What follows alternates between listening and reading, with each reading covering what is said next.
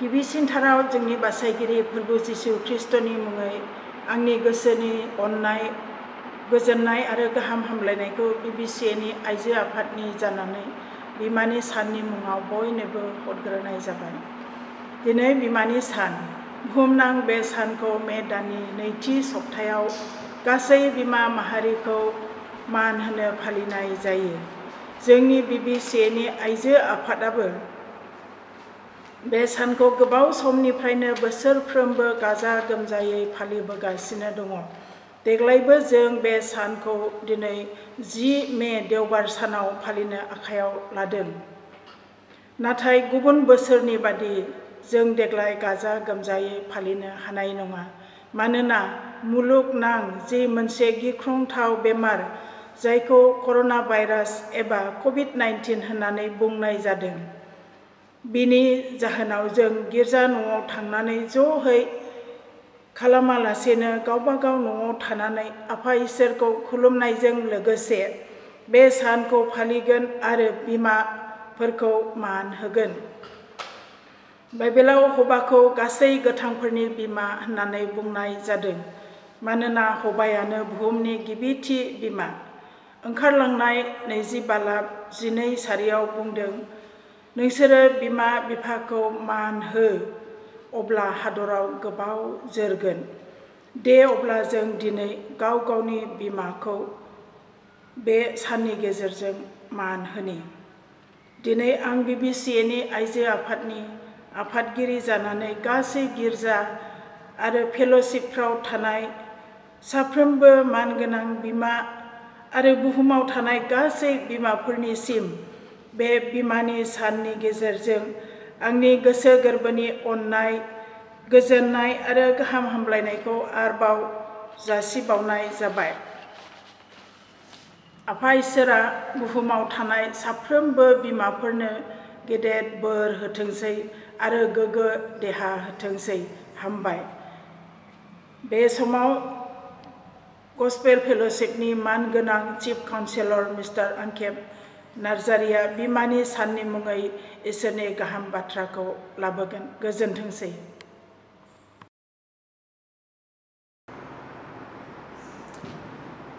गिबिसिनाव आं जोंनि सोरजिग्रा आफा इसोरखौ हामबाय होदों।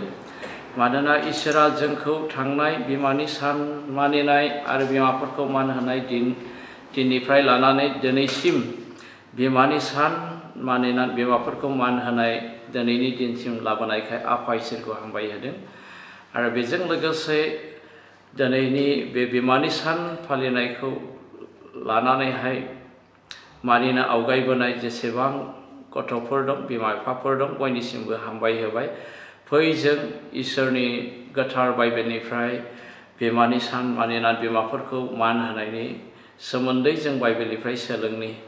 मानोना बिमा बिफाखौ मान होनाय आरो सिबिनाया बाइबेलनिनो इसोरनि होनाय बोसोन।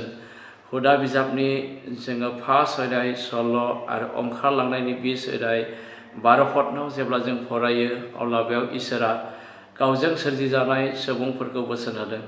बेयाव ओरैबायदि बुंदों, आं प्रभु नोंसोरनि इसोरा हुकुम होयो, नोंसोरो गाव गावसोरनि बिमा बिफाफोरखौ मान होदो, अब्लानो नोंसोरो गोबाव जोरगोन आरो नोंसोरनि प्रभु इसोरनि नोंसोरनो होनाय हादराव गोबाव दिन खामिनो मोनगोन। बे इसोरनिनो जोंनो होनाय आयगा। बेनिखायनो जोङो बिमा बिफानि सान जों मानिनानै बिमा बिफाखौ मान होनो नांगौ। आरो आं गिबियावनो बिमाफोरनि सोमोन्दै फंनैसो बाथ्रा बुंनो हास्थायदों। फिसाफोरा बिमाफोरखौ मान होनायनि लोगोसेयैनो फै जों बिमाफोरनि मा दायित्व दं जों बेखौ बाइबेलनिफ्राय जों सोलोंनि। बिमाफोरहा मोनसे दायित्व दं। जोङो जेसियानि 49:15 जेब्ला जों फरायो, अब्ला जों बेवहाय जेसिया नाबिनि गेजेरजों इसोरनि जोंनो फोरोंनायखौहाय जों बाइबेलावहाय जों नुनो हायो। बेवहाय ओरैबायदि बुंदों, सोरबा बिमाया गावनि आहार सोबग्रा गथ'खौ बावनो हागौ खोमा, एबा गावनि बिसाख'नि फिसाज्लाखौ अननाय नङा खोमा। अब्ला बेनि गेजेरजों इसोरा बिमाफोरनो गोसोखां होनाय जादों बिमाफ्रा गावनि गोरबोनिफ्राय एबा बिसागनिफ्राय जोनोम होनाय गथ'फोरखौ बावगारलांनो नाङा, अननांगौ। आरो बेजों लोगोसे गोसोखांहोनाय जादों बिमाफ्रा गथ'फोरखौ फोथांना लाखिनो आरो फेदेरनो थाखाय बिमाफ्रा आहार जाहोनो नांगौ, बेखौ बाइबेला मिथिहोनाय जादों। मानोना गथ'फ्रा इसोरनिनो दान होननानै बुंदों, इसोरनिनो होनाय बाहागो होननानै बुंदों। गितफोरनि जोङो 127नि जेब्ला जों 3 पदनाव फरायो अब्ला जों बेवहाय जों बाइबेलावहाय नुनो हायो। बेयाव बाइबेला जोंनो फोरोंदों, नायदो फिसाज्लाफ्राबो फोरबोनिनो होनाय बाहागो, गथ'फ्रा बिनिनो होदेरनाय फिथाइ होननानैहाय बाइबेला जोंनो फोरोंनाय जादों। बेनिखायनो जों बेवहाय नुबाय फरायनानै गथ'फ्रा इसोरनिसो होनाय, बेनिखायनो गथ'फोरनि सायावहाय बिमाफ्रा इसोरनि थाखाय खांनो आरो फेदेरनो जाहोनो दायित्व दङ। मानोना इसोरा जोंनो जे गथ'फोरखौ होबाय, बिमाफोरनो होबाय, माखासे इसोरा जोंनि न'खरखौ समायहोनो, जोंनि न'खरनि हेफाजाबनि थाखायहाय गथ'फोरखौहाय होनाय जायो होननानै बाइबेला जोंनो खोन्थादों। जे 1 नम्बरावहाय जों बाइबेलाव जेब्ला नायो अब्ला जों नुनो मोनो बोसोन बिजाबनि 5:17 बुंदों, फिसाफ्रा बिमाफोरनि हेफाजाबनि थाखाय देरथों होननानै बुंदों। बबे हेफाजाबनि थाखाय जों देरनांगौ गथ'फ्रा जों बाइबेलाव नुनो हायो। बोसोन बिजाबनि 17:6 बुंदों, बिसौफ्रा बिबौफोरनि समाय होग्रा अलंखार, बेबायदिनो फिसाज्लाफ्राबो बिफाफोरनि समाय होग्रा अलंखार होननानै बुंदों।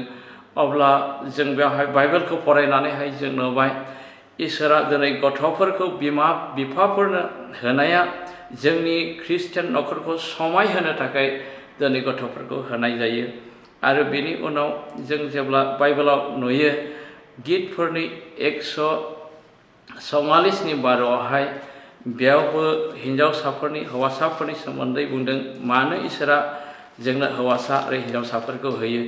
गितफोरनि 144नि 12 बुंदों, जेब्ला जोंनि फिसाज्लाफ्रा जोहोलाव खालाव बिफांनि फुलिनि समान बोरायलाङो आरो फिसाजोफ्रा राजमहलनि खनानि खाम्फाफोरनि समान समायना बानायजाबाय। दा जों बेवहाय बाइबेलाव जों नुबाय दिनै जोहोलावफोरखौ जोंनो होनाया, जोंनि न'खराव गथ' हौवासाफोरखौ आरो हिन्जावसा गथ'फोरखौ होनाया न'खरखौ समायहोनो। हौवासाफोरखौ बुंदों जोंनि न'खरनि समायहोग्रा बिबार आरो बिफां फुलिफोर बादि, आरो हिन्जावसाफ्रा जोंनि न'खरखौ समायहोग्रा गेदेर राजाफोरनि राजमहलनि गुदियाव सुंथानानै दोननाय समायना खुन्थिया बादि होननानै बाइबेला जोंनो मिथिहोदों। अब्ला जों बेजोंहाय मिथिनो हायो इसोरा जोंनि न'खरखौ समायहोनो थाखाय दिनै बे समायना रमायना अनजाथाव गथ'फोरखौ जोंनो इसोरा होनाय जादों। आरो इसोरा आरोबावनो बाइबेलाव मिथिहोनाय जाबावदों, प्रथम इतिहासनि 25:5 बाइबेला बेयाव जोंनो मिथिहोदों। बेयाव ओरैबादि बुंदों, जोंनि न'खरफोरखौहाय गासैबो बिथिङाव जौगानायनि थाखाय बोलोगोरा खालामनो होनानै गथ'फोरखौ होनाय जायो।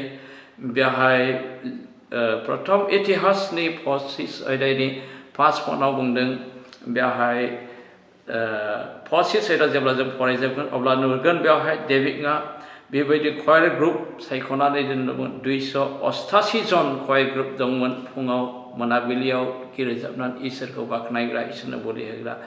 बे दलनिनो गाहायमोन हेमाना।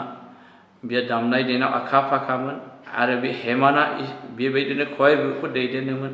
आरो बे हेमानखौ दामनाय देनायाव, इसोरनि हाबा मावनायाव, न'खर लुखांनायाव गासैबो बिथिङाव जेन बोलोगोरा जायो, बेनि थाखायहाय बेनो हौवासा 14 जन हौवासाफोर होदों होनना बुंदों आरो 3 हिन्जावसा गथ'फोर होदों होनना बुंदों। बेबायदि गासैजों 17 जन गथ'फोरखौ बेनो होदों आरो हेमाननि न'खरखौ बोलोगोरा खालामनो होदों होननानै बुंदों। अब्ला बे बाइबेलनि गेजेरजों जों नुनो मोनबाय दिनै जोंनो हौवासा आरो हिन्जावसा गथ'फोरखौ होनाया जोंनि न'खरखौ गासैबो बिथिङाव जौगानायाव जेन बोलोगोराहै जौगानो हायो, बेनि थाखाय इसोरा जोंनो बे गथ'फोरखौ होयो।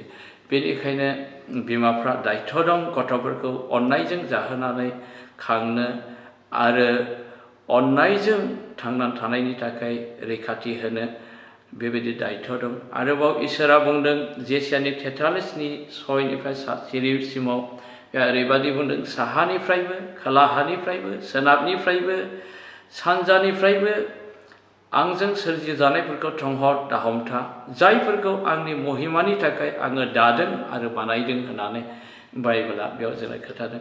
अब्ला जोंनो इसोरा गथ'फोरखौ होनाया बिमाफोरनो गथ'फोरखौ होनाया इसोरनि महिमाखौ नुजाहोनो थाखाय गथ'फोरखौ खांनो फेदेरनो इसोरनि महिमा नुजाहोनो थाखाय होदों। बेनिखायनो बिमाफोरहा गिदिर दायित्व दं बे गथ'फोरखौ खांनायाव। बेनिखाय खावलायदों बिमाफोरनिसिमबो बे गथ'फोरा सोलोंनो हानाय जाफुनायावनो जों गथ'फोरखौ फोरोंनांगौ दायित्व दङ।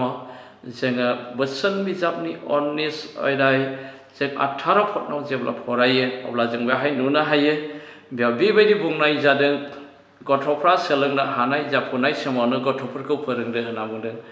नोङो फोरोङाब्ला अब्ला गावखौनो नस्थ' खालामनानै लानाय जागोन होननानै बुंदों। दिनै गोबां बिमाफ्रा गथ'फोरखौ अननायजों जाहोनो रोङैयाव अननायजों जोथोन लानो रोङैयाव अननायजों आत्मिक शिक्षा होनो रोङैयाव अननायजों सामाजिक शिक्षा फोरोंनो रोङैयाव अननायजों मावनाय दांनाय हाबा हुखाखौ फोरोंनो रोंनायावबो गोबां समाव गथ'फोरनि गेजेरजों बिमाफ्रा खस्थ' मोननो गोनां जायो अपमान मोननो गोनां जायो। बेनिखायनो फै बिमाफोर जों गथ'फोरखौ अननायजों जों जोथोन लानि जाहोनि फेदेरनि आरो थांनानै थानो थाखाय रैखाथि होनि बे बिमाफोरनि दायित्व। आरो फिसाफोरनिसिम मा दायित्व दं आं बेखौहाय बाबुमोन रानिमोननिसिम बुंनो हास्थायदों। दा जों बाइबेलाव जों खोनाबोबाय रानिमोन बाबुमोन नोंसोर गथ'फोरखौ बिमा बिफानि न'खराव होनाया बिमा बिफाखौ हेफाजाब होनो थाखाय देरथों होननानै बुंदों। बेनिखायनो बिमा बिफाखौ हेफाजाब होनो थाखाय दायित्व दं रानिमोन बाबुमोना। आरोबाव जों 2 नम्बर पइन्टआव जों सोलोंदोंमोन बिमा बिफाफोरनि न'खरखौ समायहोनो थाखाय होननानै बुंदों।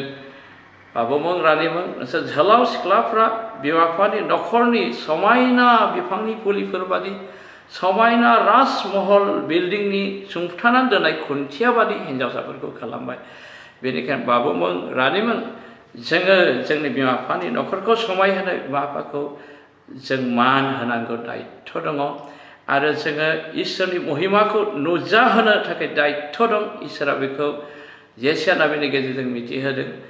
आरो जोङो न'खरनि जौगानायाव बोलोग्राहै जे जों जौगाहोनो हायो बेखौ दायित्व दं। मानोना न'खरनि बोलोग्रानि थाखाय इसोरा गथ'फोरखौ होयो। बेखौ हेमेननि न'खराव 17 जन गथ'फोरखौ होनायनि गेजेरजों जोंनो मिथिहोदों। बेनिखायनो फै जों जोंनि बिमा बिफानि न'खरफोरखौ समायहोनो थाखाय जों प्रथमावनो बिमा बिफानि बोसोनखौ मानिनि। मानोना जों जेखौ दहाय फरायदोंमोन हुदा बिजाबनि 1 अध्याय 16 पदनावहाय जों बेहाय नुनो हादों इसोरानो आज्ञा होदों। इसोरानो आज्ञा होदों बिमा बिफाखौ मानिनो थाखाय आरो बिमाखौ मान होनो थाखाय इसोरानो आज्ञा होदों। बे इसोरनि आज्ञा होनायखौ मानियोब्ला जों बेयावनो नुनो हादों इसोरा जोंखौहाय गोबाव जोरहोगोन होनना बुंदों। इसोरा जोंखौहाय बेबायदि गोबाव हादरनाव खामिनो मोनगोन होननानै बाइबेला बेहाय जोंनो फोरोंनाय जादों। बेनिखायनो बाबुमोन रानिमोन आं खावलायनाय नोंसिनिसिम बिमा बिफाखौहाय मान होनो थाखाय आरो बिमा बिफानिफ्राय बोरखौ नाजावना लानो थाखायहाय खावलायनाय थादों। फै जों बिमा बिफाखौ मान होनो आवगायनि जोङो बिमा बिफाखौ जों मान होनो नांगौ। आरो जोङो 2 नम्बरावहाय जों बिमा बिफानि बोसोनखौ जों खोनासंनो नांगौ। बिसोरनि फोरोंनायखौ जों खोनासंनो नांगौ। जों बोसोन बिजाबनि 1 अध्याय 8 पदआव जेब्ला जों फरायो अब्ला जों बेहाय जों नुनो हादों इसोरनि जिउजों दैदेनजानाय गियानि सल'मन राजाया गावनि फिसाफोरखौ फोरोंनायजों लोगोसेनो बियो बोसोन होदों। आरो बे बोसोना दिनै मुलुगाव थानाय जोहोलाव सिख्ला गथ' गथायफोरनि थाखाय बोसोन जाबाय इसोरनि जिउजों होजानाय। बेहाय फिसाफोर नोंनि नोम्फानि फोरोंनायफोरखौ खोनासंदो आरो नोंनि नोमानि बुंनायफोरखौ लादो होननानै बाइबेला जोंनो खोन्थादों। बेनिखायनो अनजायग्रा बाबुमोन रानिमोन फै जोङो बिमा बिफानि बुंनायफोरखौ जों लानि बिमा बिफाफोरनि फोरोंनायफोरखौ जों खोनासंनि जों सोलोंनि। आरोबाव बेनि उनाव जों बोसोन बिजाबनि जों टेस्ट आयदाय जों 22 फनाव जेब्ला जों फरायो अब्ला जों बेयावबो जों नुनो हायो इसोरनि रावा बेबायदि बुंदों बिफानि बुंनायफोरखौहाय खोनासंदो बियो नङाब्ला नों उजियामोन जेब्ला नोमाया बुरियो अब्ला नोङो बेखौ अनदो बाइबेलाव दा जोंखौ फोरोंदों बाबुमोन रानिमोन नोंसोरखौ फोरोंनाय जादों बिफानि बुंनायखौ खोनासंदो होनना बुंदों जों खोनासंनांगौ जुदि गोबां गथ'फोर दङब्ला बिफानि बुंनायखौ खोनासङा लेखा फराय होनना बुङोब्ला खोनासङा गिर्जा हाबनांगौ होनना बुङोब्ला खोनासङा बेबायदि दङब्ला दिनै नों बे आखुखौ नागारनांगौ आरो बिफानि बुंनायखौहाय खोनासंनांगौ आरो लानांगौ मानोना बे इसोरनिनो बोसोन आरो नों बिमा बिफा नङामोनब्ला नोङो उजियामोन मानोना नोंनि बिमाया नोंखौ गोरबोआव कनसिभ जानायनिफ्राय 9 मास सानब्रै सानबा बेबायदि सोरखौबा मोदोमाव लाबाय आरो नस्थ' जागोन साननानै बेबायदि साबधानै नोंखौ गोरबोआव 9 मास सानब्रैसिम लानानैबो नोंखौहाय गोरबोआव लाबोबाय आरो दिन फरायनायजों लोगोसे गोबां सानाय दुखु खस्थ'जों नोंखौ जोनोम होबाय बेनिखायसो नों संसाराव दिनै मानसि हिसाबै थांनानै दं बाबुमोन रानिमोन बे खारनाव नोंसोर दिनै थांनानै दं बिमा बिफानि जोनोम होनाय आरो बिमा बिफानि अननाय जाहोनाय खांनायजों नोंसोर दिनैहाय थांनानै दं बेनिखायनोसो थांनानै थासान्दियाव बिमा बिफाफोरनि खोथाखौ खोनासंनांगौ आरो बिमा बिफाखौ मान होनांगौ आरो बिसोर जेब्ला बोरायो आरो बुरैयो अब्ला जों बिसोरखौ अननांगौ आरो जों हेफाजाब मदद होनांगौ बाइबेलाव बुंखानाय बादिनो जोङो बिमा बिफाखौ जों मान होयोब्ला मानियोब्ला अब्ला कलसियानि 3 अध्याय 20 फनाव बेबायदि आरोबाव बुंदों बिमा बिफानि बोसोनखौ सोरबा जुदि मानियोब्ला इसोरा बेखौ हामजागोन होननानै बाइबेला जोंनो फोरोंनाय जादों कलसियाव जों जेब्ला फरायो अब्ला जों बेवहाय जों नुनो हायो कलसियानि 3 अध्याय 20 फनाव बेयाव ओरैबादि बुंदों गथ'फोर नोंसोर गाव गावनि बिमा बिफाखौ गासैयावबो मानिदो मानोना बेनो फोरबोजों हामजा जानाय फोरबोआ सोरबादिखौ हामजायो जाय बादि गथ' जोहोलाव सिख्लाफ्रा बिमा बिफानि फंफ्रोमबो बुंनाय बाथ्राफोरखौ मानियो बिमा बिफाफोरखौ मान होयो खुलुमनायजों बे मानसिफोरनि सायावसो इसोरा हामजायो इसोरजों हामजाजाबायब्ला नोंनि थांनानै थानाय गासैबो बिसायाव गाहाम जागोन एफेससनि 6 अध्याय 2 आव जेब्ला जों फरायो अब्ला जों बेवहाय जों नुनो हायो आरो गोबाव संसाराव थांनानै थागोन होननानै बाइबेला जोंनो फोरोंदों एफेससनि 6 अध्याय 2 आव बेबायदि बुंदों नोंनि नोमा नोम्फानो मान हो बेनो समाय लाखानायनि सिगांनि थोननाय नोंहा गासैबो गाहाम जानाय बादि आरो नोङो संसाराव गोबाव जोरनाय बादि जों दा बेयाव फरायनानै नुबाय बिमा बिफाखौ मान होनाया प्रथमावनो इसोरनि थोननाय जेब्ला इसोरा इज्राइलफोरखौ मजेसनि गेजेरजों सेन्नाय हाजोआव ज' खालामहोनानै इज्राइलफोरनि गेजेराव नुजादोंमोन बे सेन्नाय हाजोआव नुजानाय समावनो रायतफोरनि सिगाङावनो इसोरा बे 10 आयगाखौ होनाय जादों आरो बे 10 आयगाखौ इसोरा गावनि आसिजोंनो अन्थाइ थाफाव लिरना होदों आरो बे अन्थाइ थाफाव गावनि आसिजों लिरनायाव नोमा नोम्फाखौ मान हो होनायाबो इसोरनि मोनसे आयगा बेनिखायनो नोङो बे इसोरनि आयगाखौ मानियोब्ला इसोरखौ मान होनाय जायो इसोरखौ अननाय जायो मानोना प्रथम जहननि 1 अध्याय 3 फनाव बुंदों जों इसोरखौ गासै गोसो मोदोम जिउ हानाय मानि जों अननाया बेनि थोननाय बोसोनफोरखौ मानिनायानो होननानै बुंदों बेनिखायनो बेनि थोननाय बोसोनफोरखौ बाबुमोन रानिमोन जों मानिनांगौ बेनो इसोरनि प्रथम थोननाय अब्ला इसोरा हामजागोन होनना बुंदों आरो गासैबो बिसायावनो गाहाम जालांगोन होनना बुंदों आरो संसाराव गोबाव बोसोर थांनानै थागोन होननानै बुंदों बेनो इसोरनि बोरा बेनिखायनो फै जों इसोरनि बोसोनखौ मानिनानै बेनि बोरखौ जों नाजावनि बाबुमोन रानिमोन आरो जुदि नाजावाब्ला आरो जों मानियाब्ला अब्ला बाइबेलाव जोंनो साबधान होनाय जादों जोङो जेब्ला लेबि बिजाबनि 20 अध्याय जोङो 9 फनाव फरायो जायफ्रा बिमा बिफाखौहाय मानिया मान होआ अब्ला बे मानसिफोरखौ अन्थाइजों खुबैथारदो होनानै इसोरा आयगा होदों लेबि बिजाबनि 20 अध्याय 9 फनाव बुंदों फोरबोआ बे आयेनफोरखौ होबाय सोरबाया गावनि बिमा बिफाखौ सावहोब्ला बे मानसिखौ सिथारदो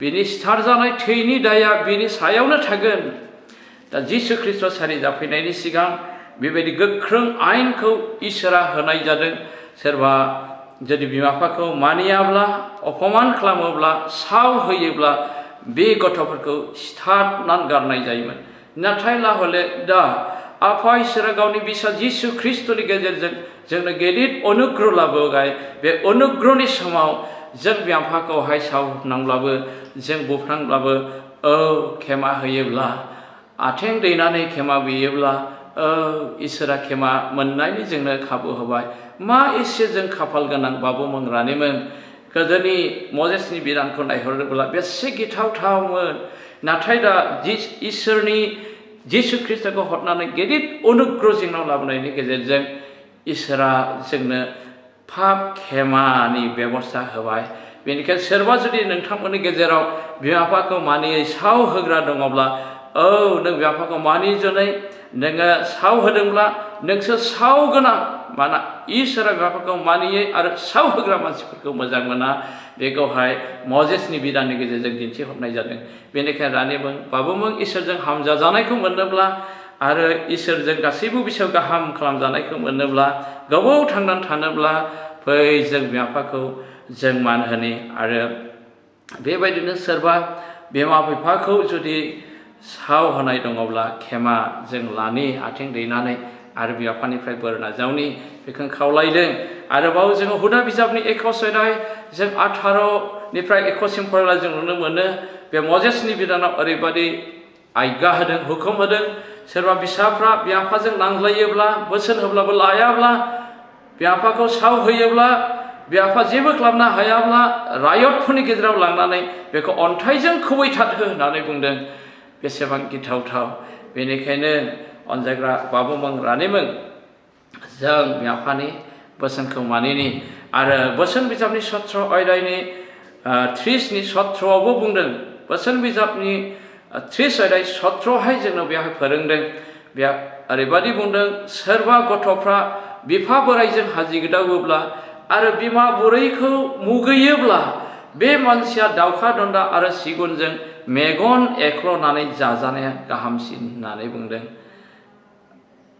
बेवहाय जोंनो बे गोख्रों रावखौ बुंदों औ बाबुमोन रानिमोन दिनै गाबोन नोङो बिमा बिफाजों हाजि गोदावब्लाबो नोंनि मेगनाखौ एख्ल'बो जानो हागौ नाथाय नोंनि थांनानै थानायनि लामाफ्रा गेथेगोन बेखौ जों बुंनाय जादों बेनिखायनो फै बाबुमोन रानिमोन जों बिमा बिफाखौ मान होनि आरो सोरबा दाय भुल अपराधफोर मावनाय दंब्ला बिमा बिफानि जेंना दिनै बे बिमानि सान फालिनायनि गेजेरजों बिमानि आथिं दैनानै बा बिफानि आथिं दैनानै खेमा लानि आरो जों बिमा बिफानिफ्राय बोर नाजावनि मानोना इसोरा बिमा बिफानो फिसाफोरखौ बोर होनो थाखाय बेबायदि अधिकार होदों जों बाइबेलावहाय जों नुनो हायो एसाव आरो जाकबनि बिफा एसाक बियो गावनि फिसाफोरखौ बोर होनो थाखाय लेंहरदों आरो बियो गावनि फिसाफोरखौ बोर होदों सासेखौ आरो सासेखौ साव होदों